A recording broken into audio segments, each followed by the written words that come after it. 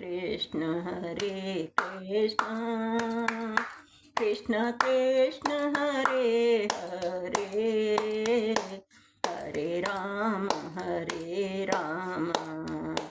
राम राम हरे हरे हरे कृष्ण कृष्ण कृष्ण हरे हरे हरे राम राम राम हरे हरे। रमा एकादशी कार्तिक कृष्ण पक्ष की एकादशी का नाम रमा है। युधिष्ठिर महाराज जी बोले, हे भगवान, अब आप मुझे कार्तिक मास के कृष्ण पक्ष की एकादशी की कथा सुनाइए। इस एकादशी का क्या नाम है तथा इससे कौन सा फल मिलता है। श्री कृष्ण भगवान बोले, हे राजराजेश्वर, कार्तिक मास के कृष्ण पक्ष की एकादशी का नाम रमा है। इसके व्रत से समस्त पाप नष्ट हो जाते हैं। इसकी कथा इस प्रकार है। प्राचीन काल में मुचकुंद नाम का एक राजा राज्य करता था। उसके इंद्र, वरुण, करुण, कुबेर, विभीषण आदि मित्र थे। वह सत्यवादी तथा विष्णु भक्त था। उसके एक उत्तम चंद्रभागा नाम की एक लड़की उत्पन्न हुई। उसने उस लड़की का विवाह राजा चंद्रसेन के पुत्र शोभन के साथ किया। एक समय जब वह अपनी ससुराल में थी, एक एकादशी पड़ी। चंद्रभागा सोचने लगी कि अब एकादशी समीप आ गई है, परंतु मेरे पति अत्यंत कमजोर हैं, इसलिए वह यह व्रत नहीं कर सकते, परंतु मेरे पिताजी की आज्ञा कठिन है। जब दशमी आई तब राज्य में ढिढोरा पिटा। उसको सुनकर शोभन अपनी पत्नी के समीप गया और उससे पूछा कि हे प्रिय, तुम मुझे कुछ उपाय बतलाओ, क्योंकि यदि मैं व्रत करूँगा तो मैं अवश्य ही मर जाऊँगा। इस पर चंद्रभागा बोली, हे प्राणनाथ, मेरे पिता के राज्य में एकादशी के दिन कोई भी भोजन नहीं करता, यहाँ तक कि हाथी, घोड़ा, ऊंट आदि भी तृण, अन्न, जल आदि ग्रहण नहीं करते।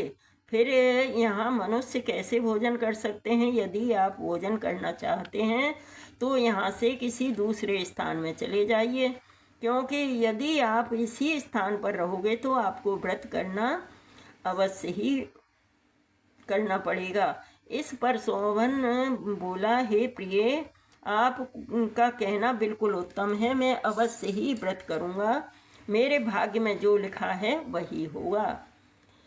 ऐसा विचार करके उसने एकादशी व्रत किया और सूर्य भगवान के भी अस्त हो गए और जागरण के लिए रात्रि हुई। वह शोभन को दुख देने वाली थी। दूसरे दिन प्रातः होने से पहले ही शोभन इस संसार से चल बसा। राजा ने उसके मृतक शरीर का दहन करा दिया। चंद्रभागा अपने पति की आज्ञा अनुसार अग्नि में दहन न हुई, परंतु पिता के घर रहना उत्तम समझा।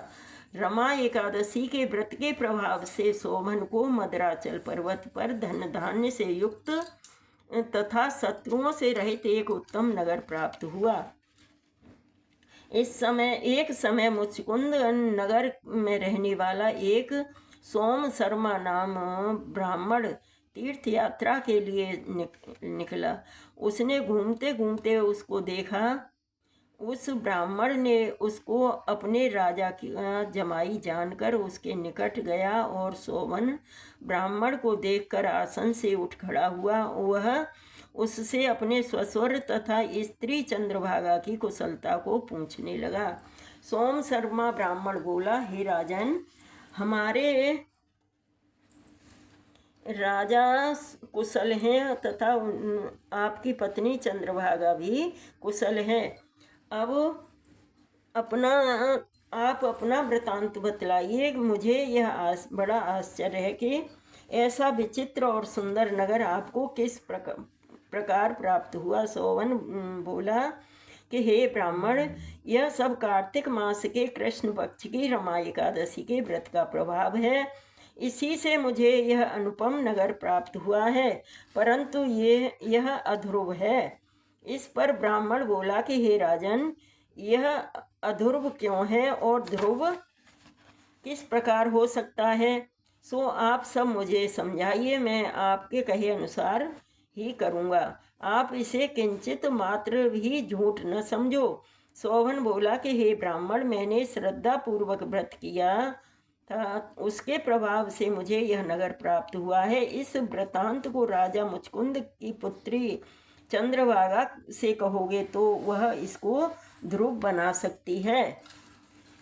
ब्राह्मण ने वहां जाकर चंद्रभागा से समस्त वृतांत कहा।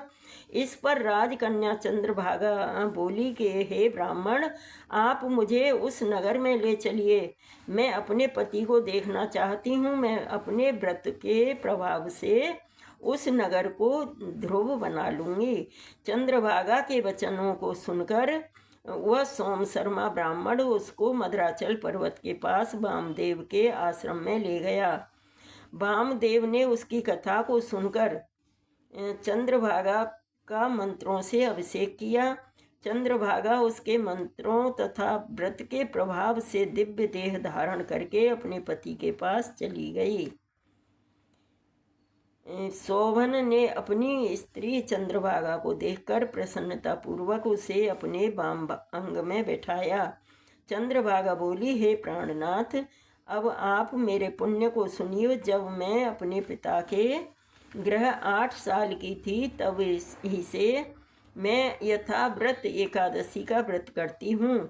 उन्हीं व्रतों के प्रभाव से आपका यह नगर ध्रुव हो जाएगा और समस्त कर्मों से युक्त होकर प्रलय के अंत तक रहेगा।